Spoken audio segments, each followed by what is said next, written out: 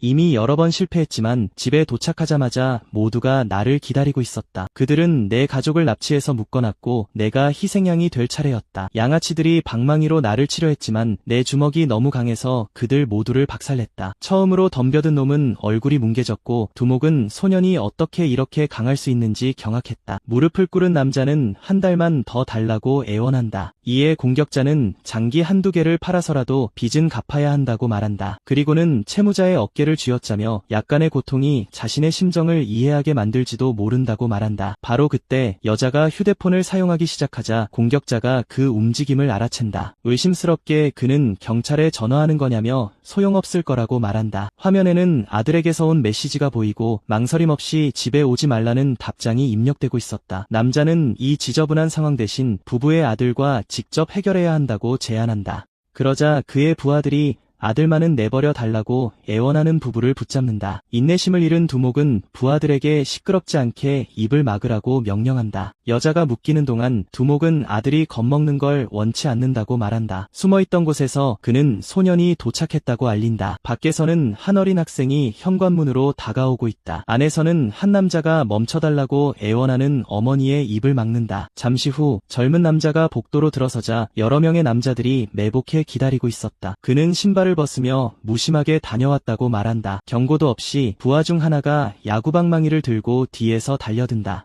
그 일격은 소년의 뒤통수를 잇는 힘껏 강타한다. 결박당하고 입이 막힌 채 어머니는 그 장면이 펼쳐지는 것을 지켜본다. 하지만 학생은 돌아서서 공격자의 팔을 붙잡는다. 재빠른 움직임으로 그는 바로 그 방망이로 남자의 얼굴을 박살낸다. 부하의 몸이 두목과 젊은 남자의 부모님 앞에서 바닥으로 쓰러진다. 침묵 속에서 두목은 땅에 쓰러져 있는 부하의 시체를 쳐다본다. 혼란스러워하며 그는 대체 무슨 일이 벌어지고 있는 건지 묻는다. 힘겹게 학생은 공격에서 회복하며 천천히 일어선다. 짜증이 난 두목은 부하들에게 그를 잡아서 죽이라고 명령한다. 망설임 없이 한 남자가 파이프를 들고 달려들지만 젊은 남자는 그 공격을 피한다. 그러자 그는 공격자의 복부에 정권을 날려 반격하고 학생의 손은 남자의 갈비뼈를 산산조각낸다. 그 충격에 부하의 머리가 뒤로 젖혀진다. 직후 다른 놈이 하이킥을 시도하지만 학생이 공중에서 그의 발을 붙잡는다. 이에 그는 남자의 다리를 비틀고 옆차기로 그를 가격한다. 뒤에서 또 다른 공격자가 의자로 내리친다. 하지만 바로 그 남자는 두목 옆벽으로 내던져진다. 겁에 질린 두목은 주변에서 부하들이 쓰러지는 것을 보며 무슨 일인지 의아해한다. 다른 선택지가 없자 그는 칼을 꺼내 소년의 아버지에게 달려간다. 망설임 없이 두목은 젊은 남자의 아버지를 붙잡고 얼마나 강한지 보자고 소리치지만 옷다리미가 그를 향해 날아온다. 정확한 가격으로 학생은 두목의 얼굴에 다리미를 내리쳐 그가 칼을 떨어뜨리게 만든다. 젊은 남자는 그 물건을 공격자의 머리에 내리쳐 벽을 뚫어버린다. 머리가 콘크리트에 박힌 채 두목은 119에 전화해달라고 소리치며 도움을 애원한다.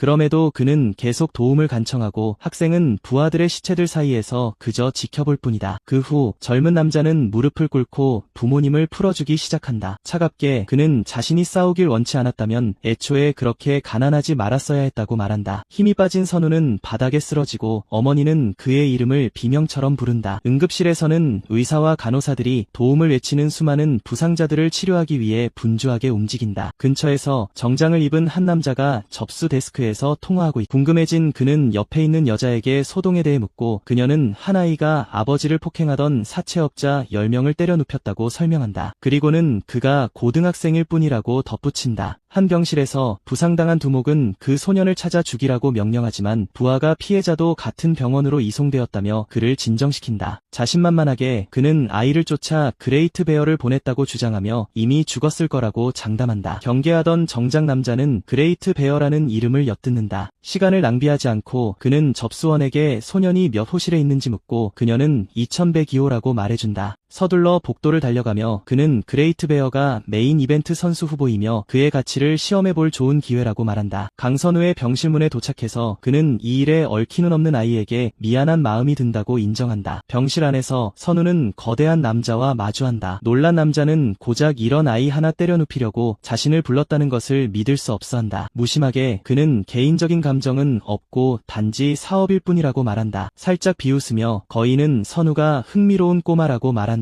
그는 젊은 남자가 조금도 두려워하는 기색을 보이지 않는다는 것을 알아챈다. 소년에게 공포가 무엇인지 보여주기로 결심한 거인은 공격하기 위해 팔을 들어 올린다. 하지만 선우가 먼저 스트레이트 펀치를 날리며 앞으로 돌진한다. 하지만 상대는 그를 바닥에 내동댕이 친 직후 그를 가격한다. 멀리서 관찰자는 아이에게 승산이 없었다고 결론짓는다. 경멸하며 공격자는 소년의 광기는 신경 쓰지 않는다며 두려움이 없는 것만으로는 아무것도 할 수 없다고 주장한다. 그럼에도 선우는 일어나고 거인은 벌써 일어났냐고 묻는다. 물러서지 않고 학생은 주먹이 아무것도 아니니 계속 떠들어도 된다고 대답한다. 짜증이 난 거인은 그렇게 떠드는 게 널 죽이는 걸 더 재밌게 만들 뿐이라며 달려든다. 밖에서 정작 남자는 살기를 감지하고 그를 막아야겠다고 결심한다. 병실안 거인이 주먹을 날리지만 선우는 그 공격 아래로 피하며 상대의 얼굴에 돌려차기로 반격한다. 놀란 정작 남자는 이전에 아무도 그레이트 베어를 쓰러뜨린 적이 없다는 것을 기억한다. 거인이 무릎을 꿇자 그는 그 선수가 국내 최강의 신체 능력자 중 하나이기에 이렇게 쉽게 일이 벌어져서는 안 된다고 생각한다. 격분한 거인은 정말 학생의 발차기가 자신을 쓰러뜨릴 수 있다고 생각했냐고 묻는다. 이에 선우는 상대의 머리에 바로 내려차기를 날린다. 멍해진 정작 남자는 자신이 보고 있는 것을 믿을 수 없다. 틈을 주지 않고 학생은 쓰러진 상대의 얼굴에 연타를 퍼붓는다. 하지만 거인은 공격 중인 선우를 붙잡는데 성공한다. 좌절하며 그는 고작 학생에게 필살기를 써야 하는 것을 후회한다. 밖에서 관찰자는 그 기술이 본 크러셔임을 알아보고 그를 막아야겠다고 결심한다. 소리치며 그레이트 베어는 이게 바로 소년이 받아야 할 대가라고 선언한다. 즉시 남자는 멈추라고 소리치며 문으로 달려간다. 병실안 거인은 선우의 몸을 비틀며 관절기를 건다. 그러다 온 힘을 다했지만 뭔가 잘못되었다는 것을 느낀다. 모든 예상을 뒤엎고 선우는 그 제압에서 일어나기 시작한다. 혼란스러워하며 공격자는 어떻게 아직 움직일 수 있는지 내 뼈가 아직 멀쩡한지 묻는다. 즉시 대답하지 않고 젊은 남자는 거인의 얼굴을 잡고 이번에는 산산조각 내주겠다고 경고한다.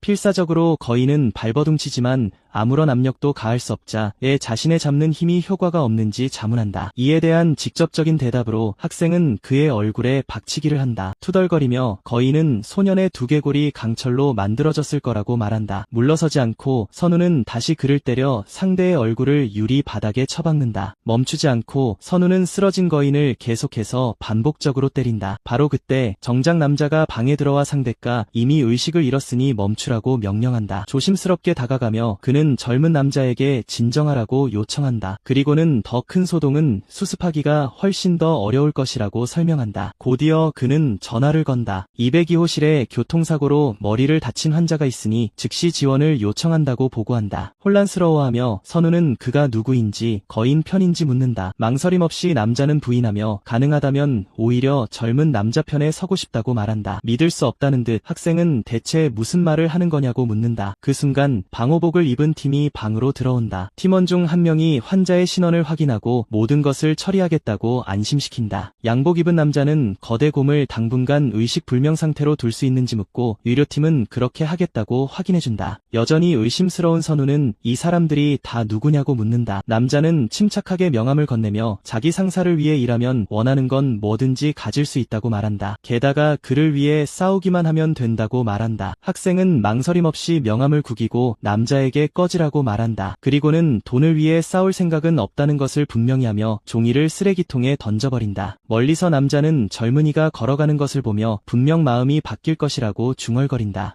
화장실에서 선우는 얼굴에 물을 끼얹는다. 거울을 마주한 그는 자신의 모습을 응시하며 인생이 엉망진창이라도 절대로 깡패가 되지 않겠다는 약속은 지키고 싶다고 한탄한다.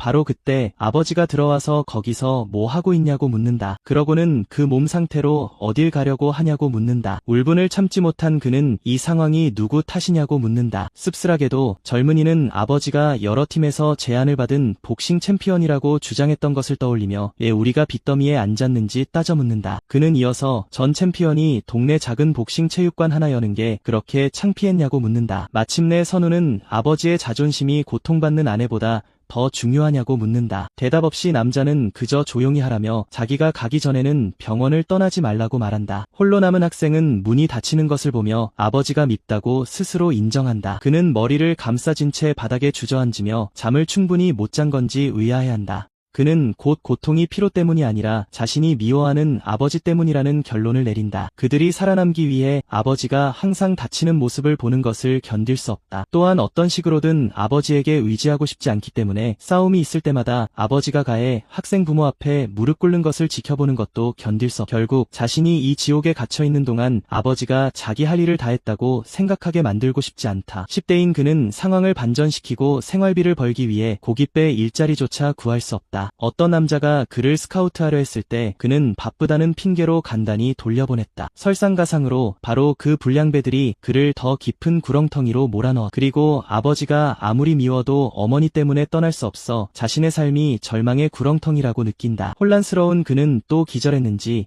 다른 병실에 있는지 의아해한다. 침대에 앉아 그는 얼마나 정신을 잃었는지 확인하기 위해 휴대폰을 집어든다. 메시지에는 모든 것을 말해줄 때가 되었다며 오늘 밤 만나자고 적혀있다. 충격받은 선우는 아버지가 무엇을 숨겨왔는지 궁금해한다. 그는 이내 어머니를 떠올리고 그녀를 걱정하기 시작한다. 시간을 낭비하지 않고 그는 바로 어머니에게 전화해 괜찮으시냐고 묻는다. 전화 저편에서 어머니는 아직 깡패들이 기다리고 있으니 집에 오지 말라고 말한다. 그녀는 그가 가명으로 다른 방에 안전하게 있다고 설명한다. 걱정하며 선우가 그녀의 안부를 묻자 그녀는 경찰서 근처 모텔에 있다며 급히 가봐야 한다고 답한다. 전화를 끊기 전 그녀는 당분간 병원을 떠나지 말고 몸조심하라고 부탁한다. 죄책감에 휩싸인 그는 만약 자신이 반격하지 않았다면 이 모든 일이 일어나지 않았을 것이라고 되뇌며 모든 것을 자책하기 시작한다. 결심을 굳힌 그는 어머니를 찾아야겠다고 결론 내리고 방출구를 향해 달려간다. 가는 길에 아버지에게서 전화가 걸려온다. 그가 받자 낯선 목소리가 강 씨의 아들이냐고 묻는다. 혼란스러운 그는 누구냐고 묻는다. 전화 저편에서 남자는 강 씨가 긴급 상황이라고 알린다. 강 씨가 건물에서 떨어져 의식이 없다고. 공사 현장에서 그의 아버지가 다른 인부들에게 둘러싸여 땅에 쓰러져 있는 모습이 보인다. 다시 병원. 선우는 침대에 누워 온몸에 붕대를 감고 여러 기계에 연결된 아버지를 지켜본다. 의사는 필요한 수술이 복잡하고 수년간의 재활은 물론 비용이 1억 원 이상 들 것이라고 설명한다. 그 소식은 그를 완전히 망연자실하게 만든다. 패배감에 젖어 그는 방구석에 앉아 뭘 해야 할지 자문한다. 절박해진 그는 어떻게 그 많은 돈을 마련할 수 있을지 의문을 품는다. 그 순간 아까 받았던 명함을 버리던 자신의 모습이 머릿속을 스쳐 지나간다. 그는 이내 쓰레기통에 남겨진 명함을 기억해낸다. 그러자 그는 그 방으로 돌아가야 한다는 것을 깨닫고 202호 문을 향해 달려간다. 서둘러 그는 쓰레기통을 찾으며 방으로 들어간다. 하지만 쓰레기통을 집어들었을 때 명함이 사라진 것을 깨닫는다. 무력하게 그는 쓰레기통 옆에 무릎을 꿇고 오직 자신만을 탓한다. 눈물을 흘리며 선우는 자신이 너무 쓸모없었다며 미안하다고 말한다. 절망에 빠져 그는 자신은 살 자격이 없다고 말한다. 바로 그때 양복 입은 남자가 명함을 들고 나타나 혹시 이걸 찾고 있냐고 묻는다. 침착하게 그는 마음이 바뀌었냐고 묻는다. 울면서 선우는 그를 위해 일하면 얼마를 벌 수 있냐고 묻는다. 이에 남자는 이기면 최소 100억은 벌 것이라며 부자가 되고 유명해지기 위해 굳이 토너먼트에서 우승할 필요도 없다고 덧붙인다. 양복 입은 남자는 침착하게 서류를 건네며 서명하기 전에 잘 읽어보라고 말한다. 혼란스러운 강선우는 이 컴뱃 윙이라는 게 대체 뭐냐고 묻는다. 설명은 직설적이다. 병원에서 제공하는 약물을 사용해 신체 능력을 얻는 참가자들이 겨루는 비밀 격투 토너먼트다. 이 말을 들은 젊은이는 자신은 약물을 하지 않는다며 제안을 거절한다. 이에 대한 반응으로 테이블 위 상자가 열리고 안에 줄지어 있는 여러 개의 약병이 드러난다. 서두르지 않고 약병 하나를 집어든다. 그는 그것들이 흔한 약물이 아니라고 설명한다. 죽기 직전에 노인에게도 엄청난 힘을 줄 수 있다고. 하지만 약물 사용이 의무는 아니라고 분명히 말한다. 이 기회를 틈타 선우는 그의 정체가 뭐냐고 묻는다. 남자는 자신을 컴뱃윙의 VIP를 위한 스카우터 김민석이라고 소개한다.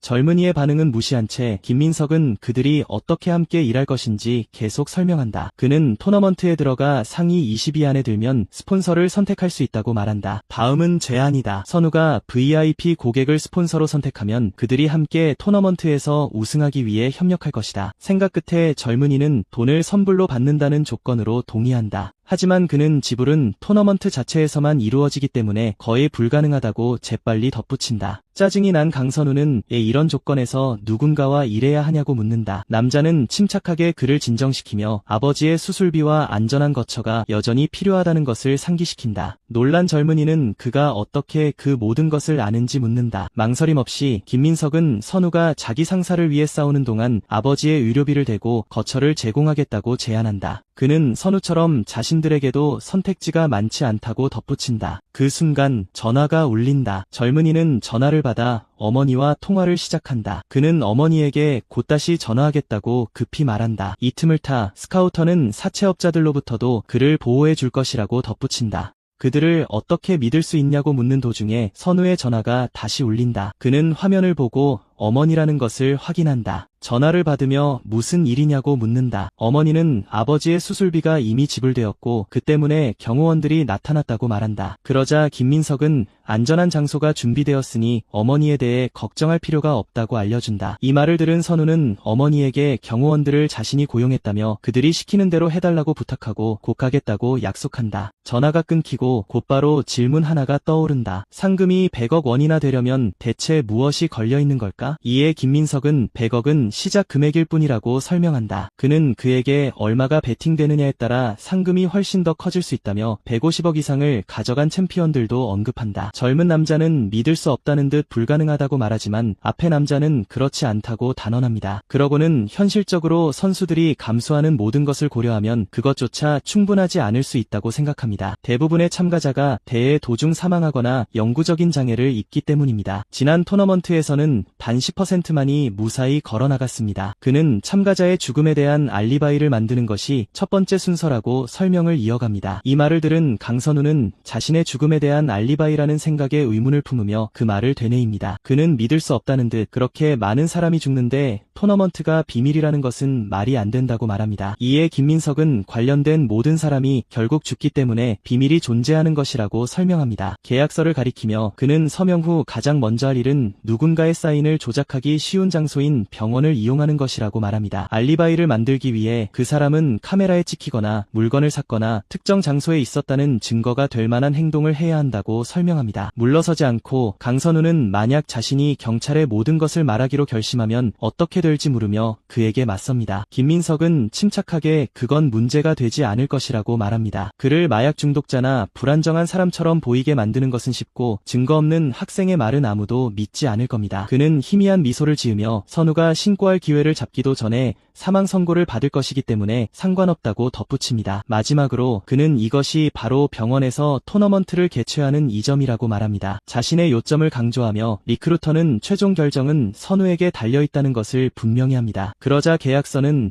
여전히 서명할 의향이 있는지 묻는 질문과 함께 다시 한번 테이블 위에 놓입니다. 차분한 어조로 김민석은 며칠 동안 생각해 볼 수 있다고 말하기 시작합니다. 그가 말을 끝내기도 전에 선우는 약속만 지켜달라고 요구하며 계약서에 서명합니다. 즉시 김민석의 얼굴에 환한 미소가 번집니다. 그 순간 간호사가 뒤에서 주사기를 들고 다가와 그의 목에 진정제를 주사합니다. 반사적으로 그는 무슨 일이냐고 물으며 그녀의 팔을 붙잡습니다. 어조를 바꾸지 않고 리크루터는 걱정할 필요가 없다고 설명합니다. 그를 경기장으로 데려가기 위해 진정시키는 것뿐입니다. 그리고 경고가 이어집니다. 그가 토너먼트에 참가하는 동안에만 그의 부모님을 돌봐줄 것이라고. 상황을 이해하려 애쓰는 동안 그의 시야는 어두워지기 시작합니다. 눈을 떴을 때 가장 먼저 떠오른 질문은 자신이 이미 죽었는지 여부였습니다. 완전히 깨어난 그는 이상한 옷을 입은 사람을 보고 자신이 어디로 끌려가는지 궁금해합니다. 곧이어 그의 몸은 복도를 따라 문을 향해 빠른 속도로 옮겨집니다. 그들이 멈췄을 때 그는 동행하는 인물에게 여기가 어디냐고 묻습니다. 이에 가면을 쓴 인물은 곧 모든 것이 명확해질 것이라며 조용히 하라고 명령합니다. 마침내 그는 그 순간을 결정짓는 말을 듣습니다. 지옥에 온 걸 환영한다. 현성그룹 본사의 한 대형 상업 건물 안에서 회의가 진행 중입니다. 그룹의 차남인 차우연 이사는 부하 직원의 보고를 주에 깊게 듣습니다. 그는 침착하게 그 소년이 그레이트 베어를 물리쳤다는 것은 안다고 말합니다. 하지만 강선우의 사진을 보며 그를 정말 주력 선수로 영입하고 싶은지 의문을 제기합니다. 김민석은 이사의 형인 부회장이 그것 때문에 비웃을지도 모른다는 것을 알면서도 주저없이 결정을 확신합니다. 다음으로 차우연은 그런 선택을 한 이유를 묻습니다. 이에 부하 직원은 이번은 그의 형이 컴베딩에 집착하고 있으며 그를 내기에 끌어들이기 위해 약하게 보여야 한다고 설명합니다. 이사는 생각에 잠겨 그 소년이 정말 자신의 형을 이길 열쇠라고 믿는지 묻습니다. 김민석은 확신에 차서 선우가 그레이트 베어의 공격에서 살아남은 후 그의 몸을 검사했다고 보고합니다. 그러고는 그가 발견한 것은 비범한 것이었다고 말합니다. 궁금해하며 차우현은 정확히 무엇을 발견했는지 묻습니다. 한편 선우는 낯선 곳에서 깨어나는데 발 하나가 그를 향해 다가오고 있습니다. 한 남자가 그를 밟으려 하지만 무장 경비원 중 한 명이 물러서라고 명령합니다. 남자는 어색하게 손을 들며 그냥 농담이었다고 말합니다. 바로 그때 드론이 다가와 선수가 의식이 있음을 확인하자 선우는 그것이 무슨 의미인지 궁금해합니다. 혼란스러운 그는 무릎을 꿇고 여기가 어디인지에 교복을 입고 있는지 묻습니다. 곧이어 드론이 무작위 대결 1라운드의 시작을 알립니다. 중립적인 어조로 장치는 이 단계가 본 경기장에 들어갈 사람을 결정하는 예선전 역할을 할 것이라고 설명합니다. 그러자 기계가 열리며 주사기가 드러납니다. 마지막으로 드론은 각 선수가 하나의 능력을 강화하는 무작위 약물을 받게 될 것이라고 알립니다. 또한 VIP들을 위한 베팅 테이블이 공식적으로 열렸다고 발표합니다. 이 상황에 직면한 선우의 상대는 기계에서 주사기를 꺼내 지시에 따라 약물을 투여합니다. 그 순간 선우는 졸업하겠다는 약속은 이미 어겼지만 절대로 약물을 사용하지 않겠다는 맹세는 지키기로 결심합니다. 갑자기 그는 비명 소리를 듣고 돌아봅니다. 주사기가 바닥에 떨어지고 이제 피로 뒤덮여 있습니다. 다른 남자는 자신이 파워드럭을 받았다고 소리치며 환호합니다. 선우는 주의 깊게 그 장면을 보며 저 남자에게 무슨 일이 일어나고 있는지 궁금해합니다. 예고 없이 상대가 앞으로 돌진해 발차기로 공격합니다. 그 충격으로 선우는 벽으로 날아가고 그 충격의 힘으로 벽이 산산조각납니다. 회복하면서 선우는 그 남자가 완전히 달라졌다는 것을 깨닫고 약물이 그의 근육을 강화했는지 궁금해합니다. 곧이어 드론은 한칠이 성공적으로 힘을 강화했다고 발표하고 그는 다시 한번 운이 자기 편이라며 자축합니다. 황홀한 어조로 그는 자신을 비쩍 말랐다고 부르던 모든 사람에게 본때를 보여주러 나갈 수 없다는 것을 한탄합니다. 그러고는 강선우를 향해 어떻게 죽여줄까 묻습니다. 망설임 없이 선우는 그의 얼굴에 재빠른 주먹을 날립니다. 짜증이 난 한칠은 이게 장난이냐며 정말 자기가 더 낫다고 생각하냐고 묻습니다. 세부 사항에 주의를 기울이며 선우는 상대의 반응 속도가 그대로임을 알아차립니다. 그것을 깨닫고 그는 그들 사이의 거리를 좁히기 위해 앞으로 돌진합니다. 그러나 한칠은 그에게 정통으로 강력한 펀치를 날립니다. 얼굴에서 피를 흘리며 선우는 공격 속도에 거의 반응하지 못합니다. 힘겹게 그는 백플립으로 다음 공격을 피합니다. 하지만 한칠은 그의 가슴에 강력한 펀치를 날려 그를 날려보냅니다. 공중에서 그를 붙잡고 오직 무력만으로 그를 이길 수 있다고 주장합니다. 무자비하게 한칠은 그의 머리를 땅에 내리꽂습니다. 흥분한 그는 그를 짓밟은 것이 얼마나 재미있는지 말하며 자축합니다. 그러고는 자신이 이제 가장 강하다고 외치며 공중으로 높이 뛰어오릅니다. 증오에 가득 차 그는 모든 바보들을 그들의 자리에서 끌어내리겠다고 맹세합니다. 마침내 그는 선우의 머리에 직접 강력한 무릎 공격을 잔인하게 가합니다. 그는 강선우의 가슴을 짓밟아 주위의 땅을 더욱 산산조각냅니다. 잔인한 어조로 그는 무언가를 짓밟을 거라면 차라리 그의 갈비뼈가 낫겠다고 말합니다. 회상 속에서 김민석은 그 소년이 그레이트 베어의 공격에서 살아남은 후 그의 몸을 검사했던 것을 떠올립니다. 그 당시 그가 발견한 것은 비범한 것으로 증명되었습니다. 혼란스러워하며 차우현은 이해할 수 없다는 듯 그에게 질문합니다. 김민석은 단호하게 선우가 보통 사람보다 10배는 강했다고 설명합니다. 게다가 골밀도 면에서는 더 이상 인간으로 간주될 수 없었고 어떤 차트에서도 완전히 벗어나 있었습니다. 현재로 돌아와 선우는 한칠의 다리를 붙잡습니다. 틈을 포착하고 그는 상대의 턱에 직접적인 발차기를 날립니다. 놀란 한칠은 그가 어떤 약물도 사용하지 않고 어떻게 살아남았는지 궁금해하며 아마도 아직 자신의 힘에 익숙해지지 않았을 것이라고 결론 내립니다. 바닥에 누워 선우는 상대의 체력이 강화되지 않아서인지 속도가 느려진 것을 알아차립니다. 이를 염두에 두고 그는 강한 타격 대신 빠른 잽을 사용해 잡히는 것을 피하면 그의 얼굴을 때릴 수 있다고 믿습니다. 망설임 없이 그는 한칠을 향해 돌진합니다. 준비된 상대는 그가 또 한 번 맞으러 돌아왔을 뿐이라고 소리칩니다. 민첩하게 선우는 허공만 가르는 공격을 피합니다. 그는 이어서 상대의 얼굴에 정통으로 주먹을 꽂아 넣습니다. 리듬을 유지하며 그는 자신을 잡으려는 시도를 피합니다. 직후 그는 상대의 얼굴에 또 다른 깨끗한 타격을 가합니다. 틈을 주지 않고 그는 빠르고 정확한 펀치 연타를 이어갑니다. 그 충격의 한칠은 완전히 노가웃되어 바닥에 쓰러집니다. 틈을 본 선우가 마지막 일격을 날리려 한다. 갑자기 상대가 정신을 차리고 그의 팔을 꽉 붙잡는다. 힘겹게 미소를 지으며 한치열은 그를 잡기 위해 일부러 주먹을 맞아줬다고 밝힌다. 수상하군. 선우가 이를 의심하자 그렇게 가까이 다가오도록 놔뒀을 것 같냐는 조롱 섞인 대답이 돌아온다. 그러고는 캥거루가 공격하기 전에 왜 상대의 팔을 붙잡는지 아냐고 묻는다. 팔이 묶인 채 치열은 격렬한 박치기를 날린다. 하지만 그 충격으로 한치열 자신이 나가떨어져 바닥에 의식을 잃고 쓰러진다. 의식은 있지만 일어날 수 없다며 중얼거리며 바닥을 기어가려 한다. 좌절하며 그는 땅을 치고 애 자신의 몸이 말을 듣지 않는지 의아해한다. 절망에 빠진 그는 약물을 사용하지 않은 놈에게 진리 없다며 소리친다. 다른 주사기를 보며 한 번의 투여로는 자신의 재능을 전부 발휘하기에 부족했다고 주장한다. 바닥을 기어 기계에 도달한 그는 두 번째 주사기를 집어든다. 이염을 감지한 선우는 자신을 위해 준비된 약물을 그가 사용하지 못하게 막아야 한다고 생각하며 앞으로 나아간다. 망설임 없이 그 젊은이는 그를 막기 위해 달려든다. 그럼에도 한치열은 두 번째 주사를 놓고 드론은 그의 체력이 강화되었다고 알린다. 직후 그는 선우를 뒤에서 공격해 날려버린다.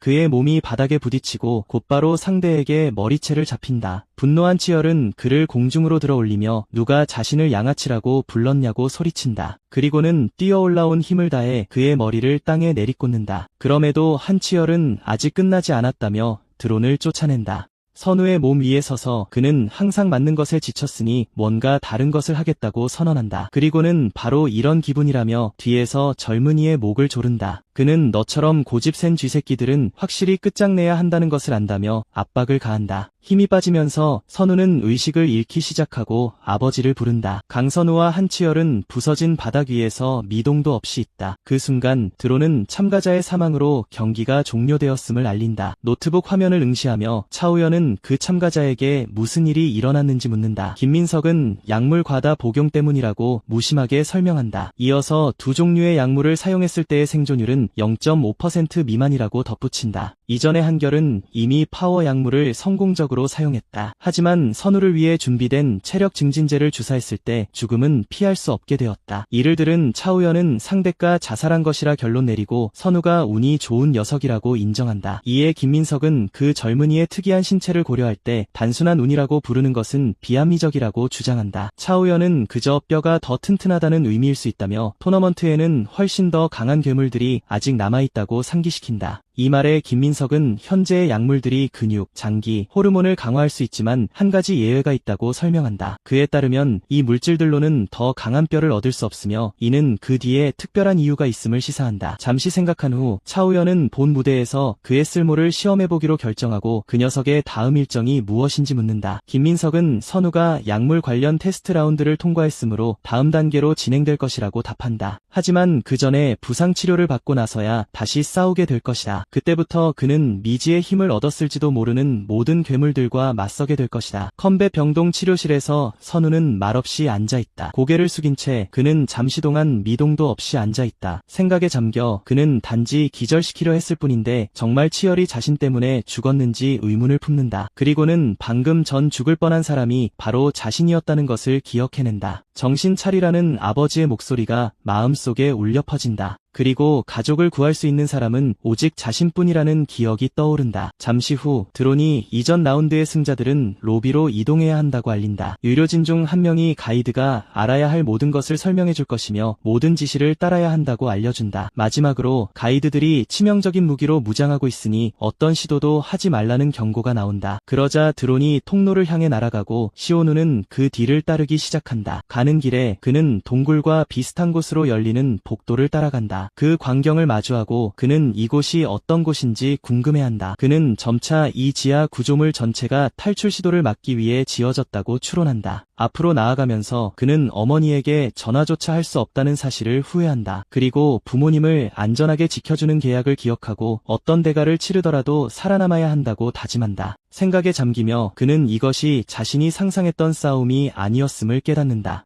밖에서는 자신이 유일한 괴물이라고 믿었다. 하지만 여기서는 평범한 동네 불량배조차 터무니없는 힘을 보여준다. 그러면서 그는 이곳에 얼마나 많은 다른 괴물들이 존재하는지 궁금해하기 시작한다. 그 순간 드론이 플레이어가 도착했으며 이제 로비가 열릴 것이라고 알린다. 문 하나가 열리자 그는 몸을 돌려 쳐다본다. 수십 개의 다른 드론들이 같은 장소에서 날아나온다. 그리고 그중 하나가 모든 플레이어가 이제 로비에 입장했다고 보고한다. 잠시 후 총 124명의 참가자와 함께 게임이 공식적으로 시작된다고 발표된다. 모두에게 브리핑이 시작되니 화면 앞에 모이라는 지시가 내려진다. 주위를 둘러보며 시오누는 다른 경쟁자들을 훑어보고 그들을 괴물이라고 정의한다. 그는 그들이 1라운드에서 마주했던 상대와는 완전히 다르다는 것을 금방 깨닫는다. 이 상황을 고려하여 그는 공식 경기가 시작될 때까지 불필요한 부상을 피하며 눈에 띄지 않기로 결심한다. 잠시 후 거대한 남자가 다가와 어떻게 여기까지 왔냐고 물으며 자기랑 놀아줄 수 있겠냐고 제안한다.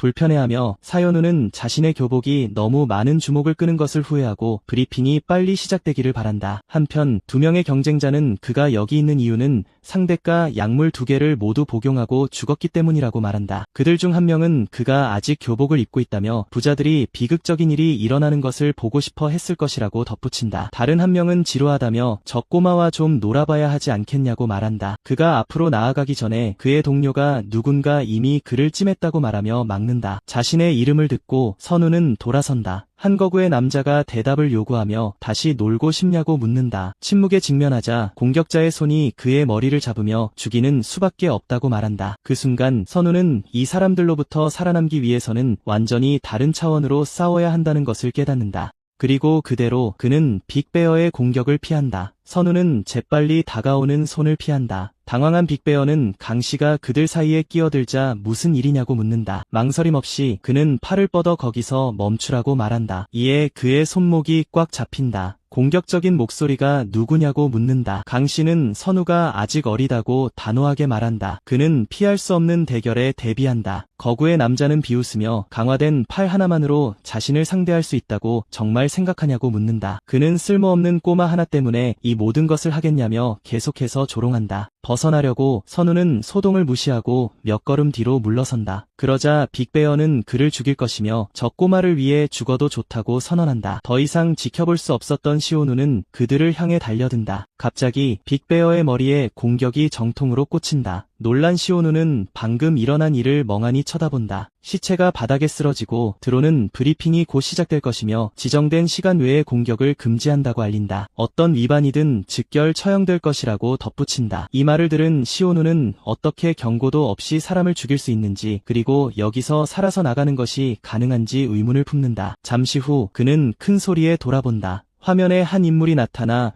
모든 생존자를 환영한다. 그는 바로 본론으로 들어가 약물 테스트 라운드에는 탈락자가 없었다고 설명한다. 하지만 이제부터 패자는 탈락하게 됩니다. 그는 탈락이 물리적으로 싸울 수 없게 되는 것을 의미한다고 설명합니다. 위험에도 불구하고 그는 모두가 100억 원의 상금을 위해 이곳에 있다고 말합니다. 그 발표와 함께 관중들은 환호하며 축하합니다. 조용히 선우는 그 돈이 있으면 가족들이 마침내 제대로 된 삶을 살 수 있을 거라고 생각합니다. 다음으로 그 인물은 단 한 사람만이 대상의 주인이 될 수 있다고 알립니다. 하지만 그는 살아남아 16강에 진출하는 사람은 누구나 VIP들이건 총 베팅 금액의 5%를 받게 될 것이라고 덧붙입니다. 흥분한 한 참가자는 상금과 베팅 머니를 둘 다 차지하겠다고 외칩니다. 진행자는 각 선수에게 개인 방송 채널과 카메라 역할을 할 가이드가 배정될 것이라고 덧붙입니다. 그는 VIP들이 베팅할 선수들의 채널을 시청할 것이라고 말합니다. 요컨대 그는 더 많은 관심을 받을수록 더 많은 돈을 벌 수 있다며 많은 VIP들을 끌어모으길 바란다고 말합니다. 그리고 그는 이 제5인용 숙소가 준비되었으며 룸메이트는 자유롭게 선택할 수 있다고 발표합니다. 모두에게 방으로 가라는 지시가 내려지고 추가적인 질문은 가이드가 답변해줄 것이라고 합니다. 그들이 걸어가는 동안 두 참가자는 꼬맹이랑 같은 방을 써봤자 아무것도 벌지 못할 테니 VIP들을 끌어모으기 위해 거물들을 찾아야 한다고 말합니다. 이 말을 들은 선우는 방을 구하는 것이 쉽지 않을 것임을 깨닫습니다. 바로 그때 강 아저씨가 다가와 걱정하지 말라고 말합니다. 그는 본선이 시작될 때까지 자신이 그를 지켜주겠다고 자신있게 말합니다. 조용히 뒤를 돌아봅니다. 그는 멀어져가는 금발 남자를 발견하고 자신이 들은 것이 사실일지 궁금해합니다. 그러자 강 아저씨는 싸우지 않고 들어갈 수 있는 방을 가리키며 함께 가자고 합니다. 혼란스러운 선우는 왜 자신 때문에 다쳤으면서도 다른 사람들이 모두 피하는 사람과 방을 같이 쓰려고 하는지 의아해합니다. 그 남자의 의도를 이해하지 못한 채 그는 어떤 방을 선택하든 상황이 위험할 것이라고 결론 내립니다. 그의 망설임에 그 남자는 올 건지 말 건지 묻고 대답은 빠르게 나옵니다. 갈게요. 멀리서 아까 그 두 남자가 그 장면을 지켜보며 저들은 분명 시청률 순위 꼴찌를 할 것이라고 말합니다. 그들 중 한 명은 단지 방송 분량을 확보하기 위해 가장 인기 있을 것 같은 선수들 옆방을 선택했다고 설명합니다. 동의하며 그의 동료는 저 근육질 녀석들이 파리 때처럼 VIP들을 끌어모을 것이라고 말합니다. 옆방에서는 엄청난 근육질의 세 남자가 조용히 앉아 있습니다. 아까 선우가 봤던 금발 남자가 그 방의 문으로 다가갑니다. 그가 들어가자마자 뒤따라 문을 닫습니다. 남자들 중 한 명에게 다가가 자리가 좋아 보인다고 말합니다. 그러고는 그에게 좀 비키라고 말합니다. 짜증이 난 거구의 남자 중 한 명이 일어나 카메라가 들어오기도 전에 문을 닫은 것에 대해 따집니다. 공격하기 위해 달려들며 죽고 싶어 환장했냐고 묻습니다. 그에게 기회를 주지 않고 금발 남자가 먼저 정타를 날립니다. 근육질 남자는 바닥에 쓰러져 패배합니다. 침착하게 금발 남자는 자신에게 인사하고 싶은 사람이 또 있냐고 묻습니다. 그러고는 그냥 그렇게 조용히 있으라고 말합니다. 바로 그때 19세의 칼리 아르니스 수련자인 한민수가 인사하고 싶은 사람이 또 있다고 말합니다. 움직이는 차 안에서 차우연이 정보를 받습니다. 한 정보원에 따르면 부사장이 전 챔피언인 캠과 다시 손을 잡으려 한다고 합니다. 이 말을 들은 그는 이제 아무도 그 챔피언과 파트너가 될 수 없을 것이라고 불평합니다. 남은 선택지는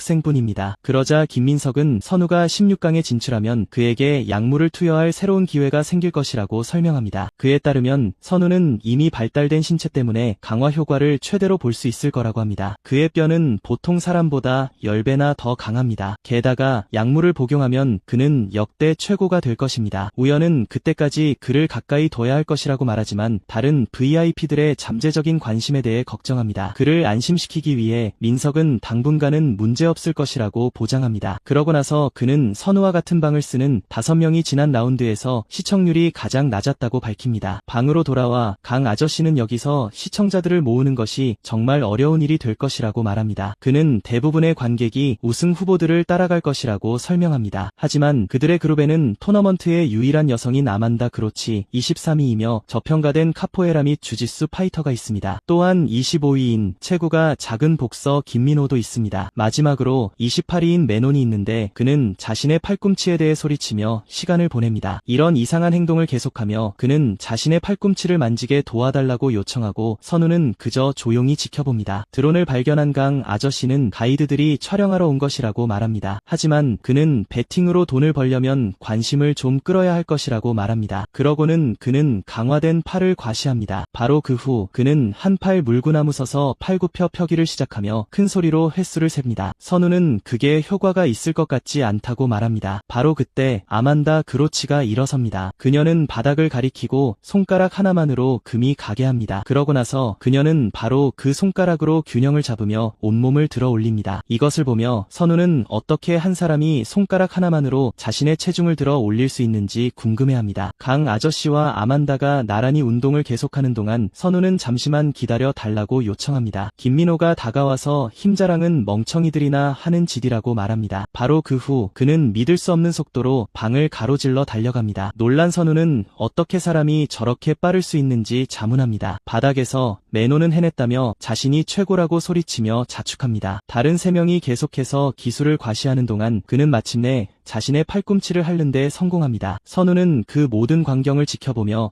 인상적이면서도 동시에 터무니없다고 생각합니다. 화면의 상위 124명의 토너먼트 대진표가 마침내 확정되었다고 발표됩니다. 이에 선우와 그의 룸메이트들은 표시된 정보를 집중해서 봅니다. 발표 중에 그의 상대 이름인 카이라는 남자가 나타납니다. 그러자 차우연은 그 녀석이 정말 소문대로 강한지 묻습니다. 이에 김민석은 카이가 레드에이 선수 시절부터 단 한 번도 진 적이 없다고 것이라고 말합니다. 궁금해진 우연은 레드에이가 정확히 무엇인지 묻습니다. 민석은 그것이 무에타이와 유사한 버마의 격투기이지만 훨씬 더 잔인하고 위험하게 만드는 차이점이 있다고 설명합니다. 납득하지 못한 우연은 무에타이도 이미 팔꿈치와 무릎 사용을 허용하기 때문에 충분히 위험하다고 반박합니다. 하지만 민석은 레드에이에는 추가적으로 허용되는 것들이 있다고 설명합니다. 이 격투 스타일에서는 선수들이 글러브를 사용하지 않으며 박치기가 완전히 허용됩니다. 그에 따르면 이마뼈로 가격하면 치명적인 부상을 입힐 수 있기 때문에 대부분의 격투기에서 이런 유형의 공격을 금지한다고 합니다. 그러나 민석은 이것이 e스포츠의 가장 위험한 측면은 아니라고 지적합니다. 레드에이를 진정으로 치명적으로 만드는 것은 목 뒤와 척추를 가격하는 것을 허용한다는 점이며 이는 마비나 심지어 사망에 이를 수 있습니다. 그렇기 때문에 민석은 카이가 선수 경력이 끝난 후에도 계속해서 조직을 위해 싸웠기 때문에 가장 많은 실전 경험을 가지고 있다고 결론 내립니다. 흥미를 느낀 우연은 이 조직에 대해 묻고 민석은 카이가 링 안에서 싸우는 것만으로는 만족하지 못했을 것이라고 추측합니다. 그는 이어서 카이가 범죄 조직의 주목을 받을 때까지 거리에서 유명한 파이터들에게 도전하기 시작했다고 말합니다. 그러자 우연은 선우가 그런 상대를 감당할 수 있을지 의문을 제기합니다. 솔직히 민석은 자신도 같은 의문을 가지고 있다고 대답합니다. 그는 지금까지 선우가 무술 훈련을 전혀 받지 않은 사람들만 상대해왔다고 지적합니다. 하지만 이제 그의 상대는 28세의 레드에이 파이터 카이입니다. 회복 포드가 천천히 열립니다. 강선우가 몸을 일으키며 얼마나 오래 잠들었는지 묻습니다. 그러고는 왜 몸이 이렇게 가벼운지 궁금해합니다. 그는 팔에 힘을 주자 그것이 단지 느낌만이 아님을 깨닫습니다. 그러다 이것을 경험한 것이 처음이 아니라는 생각이 듭니다. 그 기억은 그레이트 베어와의 싸움으로 그를 데려갑니다. 그는 그 전투 후에도 똑같은 방식으로 깨어났던 것을 회상합니다. 일어서면서 그는 더 강해진 것 같다고 말합니다. 다른 포드에서 김민호가 그에게 놀랄 것 없다고 말한다. 그에 따르면 과도한 손상 없이 한계까지 밀어붙인 근육은 이전보다 더 강하게 회복되는 경향이 있다고 한다. 그는 선우가 아마도 자신의 힘을 그 정도까지 시험해본 적이 없을 것이라고 덧붙인다. 그 순간 선우는 그레이트 베어와 싸울 때 이미 한계에 도달했다는 것을 깨닫는다.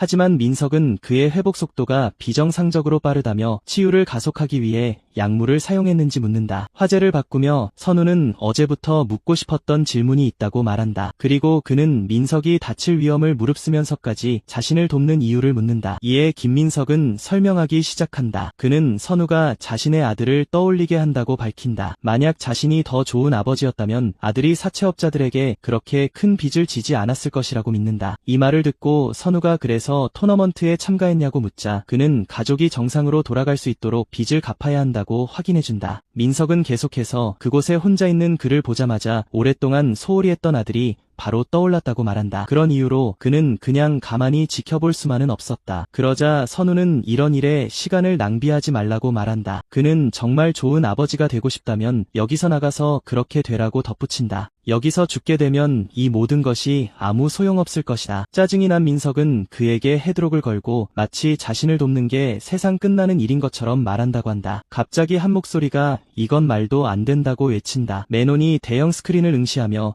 자신이 메인 아레나에서 싸우지 않는지 궁금해한다. 드론이 날아가자 그는 자신이 혀로 팔꿈치를 핥을 수 있는 파이터라고 소리친다. 민석은 관중이 많은 경기만 메인 아레나에서 열리고 나머지는 이전 라운드와 같은 장소에서 열릴 것이라고 설명한다. 그 생각에 따라 그는 자신들의 그룹이 관객이 가장 적은 그룹이라고 결론 내린다. 그는 계속해서 매논을 제외한 모두가 메인 아레나에 배정되었다는 사실이 중요한 의미를 갖는다고 말한다. 이는 그들의 상대가 토너먼트에서 가장 강하고 인기 있는 선수들 중 일부라는 것을 나타낸다. 강선우는 그렇다면 상황이 오히려 더 잘된 것이라고 답한다. 혼란스러워하며 김민석은 몸을 돌려 더 잘된 것이 무슨 의미인지 묻는다. 선우는 이것이 자신들의 숙소에 관심을 끌 절호의 기회라고 설명한다. 나이든 남자는 그가 완전히 미쳤다고 중얼거릴 뿐이다. 바로 그때 매논이 나타나 메인 아레나에는 일반 관객만 있는 것이 아닐 거라고 말한다. 그는 계속해서 세계에서 가장 강력한 사람들 중 16명의 VIP가 직접 그곳에 있을 것이라고 밝힌다. 이 말을 듣고 선우는 소위 탤런트 스카우트라는 사람도 거기에 있을지 궁금해한다. 한편 다른 곳에서는 밤에 세 대의 차가 큰 창고 앞에 주차한다. 차우연이 차 한 대에서 내리며 메인 아레나로 간다고 들었는데 왜 이런 더러운 곳에 와 있는지 묻는다. 김민석은 주최 측 외에는 아무도 컴베딩의 위치를 모르기 때문에 아마 신중하게 만남의 장소를 정했을 것이라고 설명한다. 그는 어느 순간부터 자신들 외에 누군가가 선우의 채널을 팔로우하기 시작했다는 것을 알아챘다고 덧붙인다. 이에 우연은 자신들이 조사를 받고 있다고 생각하는지 묻는다. 한 목소리가 오해가 있는 것 같다고 대답한다. 2층에서 현성그룹의 막내딸인 차승연이 모든 장면을 지켜보고 있다. 그녀는 단지 선우가 흥미로워서 그곳에 왔을 뿐이라고 주장한다. 우연은 얼마 전에 회사에서 쫓겨난 주제에 쥐새끼처럼 자신을 따라다니며 여기서 뭘 하고 있냐고 따진다. 김민석은 그의 여동생이 그가 하는 모든 일에 매우 관심이 많은 것 같다고 말한다. 격분한 우연은 그녀가 자신의 동생이 아니라 단지 첩의 딸일 뿐이라고 소리친다. 승연은 계단을 내려오며 그건 좀 심하지 않냐고 말한다. 두 오빠를 도와 회사 일을 하느라 학교도 안 다녔는데 하지만 그녀는 그 덕분에 이 재미있는 곳을 찾게 되었다며 그에게 고마워한다. 우연은 그녀가 무슨 꿍꿍이인지 모르겠지만 당장 사라지는 게 좋을 거라고 대답한다. 갑자기 고급차 한 대가 창고 안으로 들어와 세 사람을 놀라게 한다. 방호복을 입은 두 사람이 차에서 내려 그들을 메인 아레나로 호송하겠다고 알린다. 차승연이 안대를 벗는다. 그녀는 여기가 어디인지 묻는다. 그녀 앞에는 거대한 원형 전투 경기장이 펼쳐져 있다. 경호원이 아래는 메인 아레나이며 그녀는 16개의 VVIP 룸 중 하나에 있다고 설명한다. 만족한 듯 승연은 마침내 도착했다고 말한다. 그녀는 이곳이 오빠의 진정한 놀이터라고 덧붙인다. 다른 방에서 차우연은 공간이 상상했던 것보다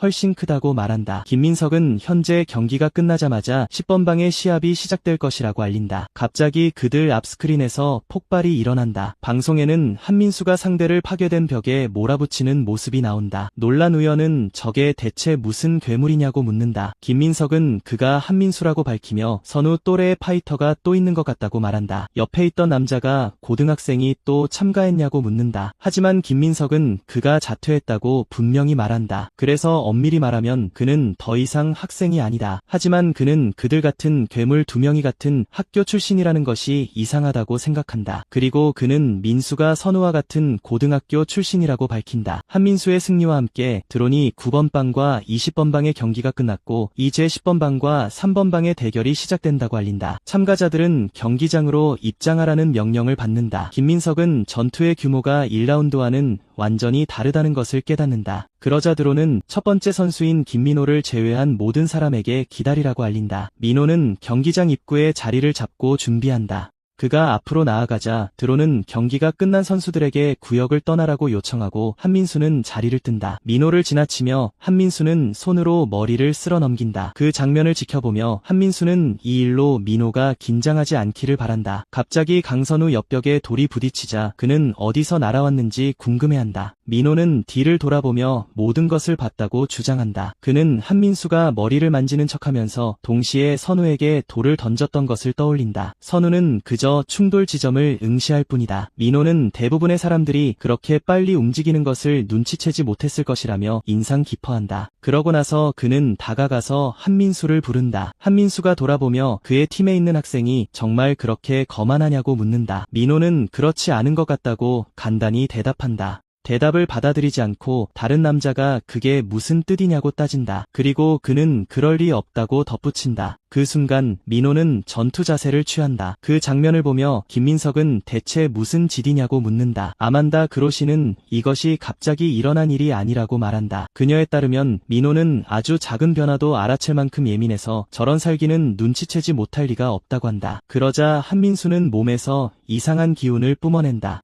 그리고 그는 몸을 돌려 걸어가기 시작한다. 혼란스러워하며 민호는 자신이 겁을 먹고 모든 것을 상상한 것인지 의아해하지만 분명히 느꼈다고 확신한다. 그 순간 그의 뒤에 이상한 형체가 나타난다. 김민호는 지금 자신이 할 수 있는 게 고작 이것뿐인지 이렇게 약해서 어떻게 복수할 수 있을지 자문하기 시작한다. 한 목소리가 뭘 쳐다보냐고 묻자 그는 재빨리 돌아선다. 그의 앞에는 상대인 레슬러 파이스가 경기장으로 들어선다. 개인 관람석 중 한 곳에서 스너그온 호텔의 회장인 고유선이 레슬링은 타격 기술이 없는데 왜 파이스를 선택했는지 의문을 제기한다. 보좌관은 아무리 효과적인 타격이라도 레슬러가 상대를 제압하는 순간 쓸모없게 된다고 설명한다. 상대를 붙잡은 후에는 던지기나 관절기 같은 다양한 기술을 사용할 수 있는데 이를 견딜 수 있는 사람은 거의 없다. 이러한 이유로 많은 레슬러들이 종합격투기에서 두각을 나타내는데 이는 가장 필수적인 훈련 기반 중 하나이기 때문이다. 결국 주먹만으로도 버틸 수는 있겠지만 온몸으로 공격하는 상대를 다루는 것은 완전히 다른 문제다. 보좌관은 이렇게 큰 체격 차이가 있을 때 이것이 훨씬 더 결정적이 된다고 덧붙인다. 드론이 공중에 떠서 두 선수 모두 준비가 되었다고 알린다. 곧이어 김민호와 파이스의 경기가 시작된다. 파이스는 경멸하듯 김민호에게 복싱 초보냐고 물으며 글러브 없이 싸워본 적 없는 약골처럼 보인다고 말한다. 그는 조롱하는 투로 첫 상대가 자신이라 미안할 지경이라고 덧붙인다. 김민호는 대꾸 없이 전진해 상대의 눈에 바로 주먹을 날린다. 파이스는 즉시 움찔하며 다친 눈에 손을 가져간다. 김민호는 침착하게 누가 약골이라고 했냐고 묻는다. 파이스는 정신을 차리려 했으며 남은 눈으로 집중하기 시작한다. 하지만 상대의 움직임을 따라잡지 못하고 상대는 재빨리 그의 사각지대에 나타난다. 또 한 방이 그의 얼굴을 강타한다. 연속해서 또 한 번의 깔끔한 펀치가 이어진다. 반응하려 했으며 파이스가 그를 잡기 위해 앞으로 돌진한다. 하지만 김민호는 그 공격을 피한다. 그러고는 상대의 얼굴과 가슴에 여러 번의 타격으로 반격한다.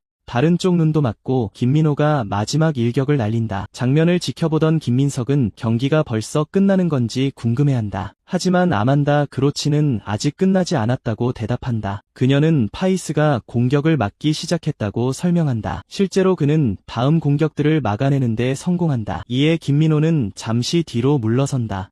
곧이어 상대가 그를 잡으려고 다시 앞으로 돌진한다. 김민호는 마지막 순간에 뒤로 피하는 데 성공한다. 혼란스러운 그는 방금 무슨 일이 일어났는지 의아해한다. 공격하면서도 이상한 것을 봤기 때문이다. 파이스 역시 놀란 듯 어떻게 그걸 해냈는지 의아해한다. 그는 다른 쪽 눈의 시력을 잃기 시작한 후 감전된 것처럼 머리카락이 쭉 뼈섰던 것을 기억해낸다. 그렇게 그는 마침내 자신이 무엇을 느끼고 있는지 이해한다. 파이스는 자신감 있게 그냥 눈을 완전히 감겠다고 말한다. 이유를 이해하지 못한 채 김민호는 상대가 눈을 감는 것을 지켜본다. 그가 무엇을 계획하는지 알지 못하면서도 그는 전진하기로 결심한다. 어차피 경기는 이미 이긴 것이나 다름없다고 확신하며 말한다. 하지만 파이스는 공중에서 그의 주먹을 잡아챈다. 관중들은 완전한 침묵 속에서 그 장면을 지켜본다. 민호는 탈출하려면 왼쪽으로 움직여야 한다는 것을 깨닫는다. 그가 물러서려 할 때 또 다른 손이 이미 그를 막고 있는 것을 느낀다. 파이스는 힘으로 그를 공중으로 들어 올려 던질 준비를 한다. 그러고 나서 그의 몸을 경기장 바닥에 격렬하게 내리꽂는다. 김민석은 그것이 스플렉스였다고 외친다. 유성곤은 그 선수가 눈을 다친 후에 더 강해진 것 같다고 말한다. 비서는 시력 상실이 감각 강화 약물의 효과를 활성화시켰다고 설명한다. 다가가며 파이스는 김민호에게 고마워해야 한다고 말한다. 자신의 도움이 없었다면 이 힘을 절대 발견하지 못했을 것이기 때문이다. 갑자기 김민호의 손가락 하나가 까딱한다.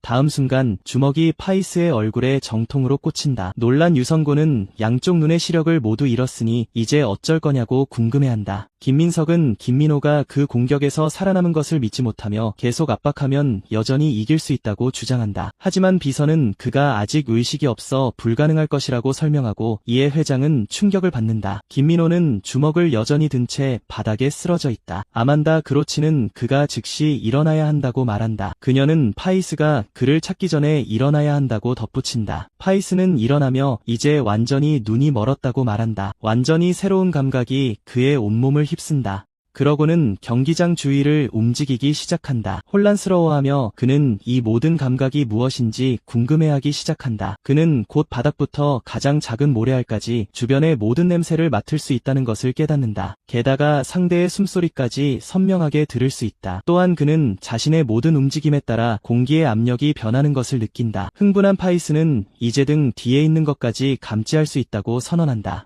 그 순간 그는 자신이 복용한 약이 얼마나 미친 것인지 이해한다. 황홀해하며 그는 힘에 집중된 약물을 원했지만 훨씬 더 좋은 것을 얻었다고 인정하며 분마다 더욱 강력해진다. 자신을 이런 상태로 만든 자에게 주는 선물 삼아 그는 김민호를 완전히 끝장내기로 결심한다. 망설임 없이 그는 상대를 향해 돌진한다.